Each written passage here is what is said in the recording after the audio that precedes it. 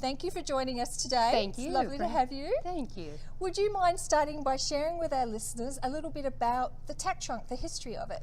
Well, it actually started out of my garage, my minivan. I was doing consignment back in Wow. 1994. Gosh. And I would go to some of the local schooling shows and to the barns. And basically would load up my minivan. I'd go down, there was a horse show down at Midway in Columbia. Okay. And I would load up the whole minivan and go down there. And I did that for about 3 or 4 years. And then realized that I couldn't really control inventory. I just had to wait for things to come in on consignment. Yes. So I decided I'd still keep the consignment, but we'd also do retail. Very good. And from there, I opened a brick and mortar store out in Baldwin. Okay. And then about 17 years ago, I moved here. Wow. And what made you move from Baldwin to Chesterfield? We needed more space, and this is just a great location because it's easy access for everybody. You know, it's right off of 40. Absolutely. It has so much to offer. If people are here from out of town, I can say, well, you can go to the outlet mall, you can go to any restaurant in on demand, just down Chesterfield Airport Road, and it's just a great community. It really is. How did you come up with the name, the Tack Trunk?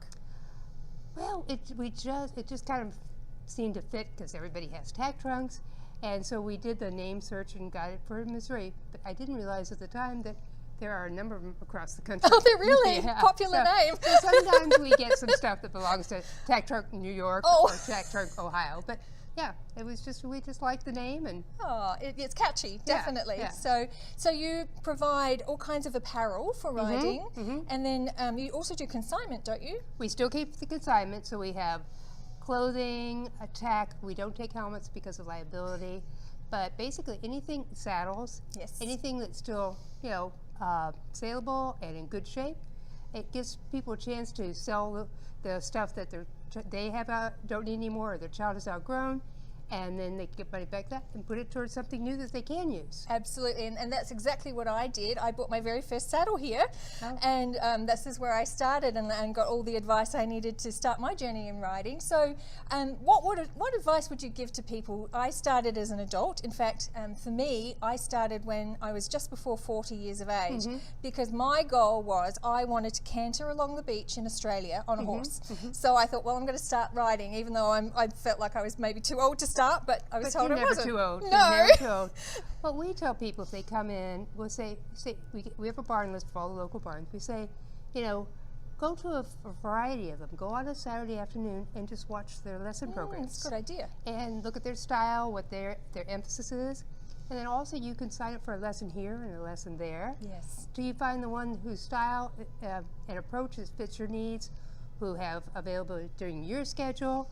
And look to make sure that you feel that they're approaching their conscious about safety and care of the horses and everything else. Absolutely. But we have a great number of barns in this area, just tons, and they're really all very good. They really are. Yeah, I was as I mentioned before, I used to ride at Irish Fox Stables, which was terrific. And that's one of many really good ones here in the area. Oh, yeah. But so just looking around your store, you have a lot of wonderful merchandise to offer for people. So, and I know I've sold some of my things with consignment, so it's a good mix. Consignment is great. It really is. And we try to stock a range of some more reasonably priced things to the higher end show things, because people need different things. They do. Some people want to show, some people just want to go play with the horse. Which was kind of me. I just wanted to ride. I didn't want to go in the show. I wasn't interested in that, so that's perfect. Yeah. What would be something that people might not know about the Tack Trunk? Yeah, well, we were talking about this earlier. One thing is a lot of people feel if they go and buy things online, they're going to save money. And that's not really that often the case. A lot of these things, a lot of the big manufacturers are price controlled. So everybody has to go to that minimum price. Yes. And so you're really not saving that much, plus you're running the risk it doesn't fit. Exactly. Or if you have a problem with it, we'll be here to take care of any issues and make sure you get the correct fit without having to send things like helmets and boots are very hard to fit. Very much so. For doing it online. Exactly. So, plus all the range of saddles and things like that you've got as well. So yeah. So you can take a saddle out from here. You have it for a week, try it. If it works, great. If not, bring it back to us. Oh, that's terrific. And we'll refund your money or see if we can find something else for you. So wonderful, wonderful. I love hearing that. What would be your goal for the company this year? To continue to support and grow the equestrian community here in St. Louis, which is really a big community as it is. but it's still growing, and actually it's grown exponentially since COVID. Yes. Because people thought it was a socially distancing, safe thing to do. And we work with the local barns that, some of them do schooling shows. We support those.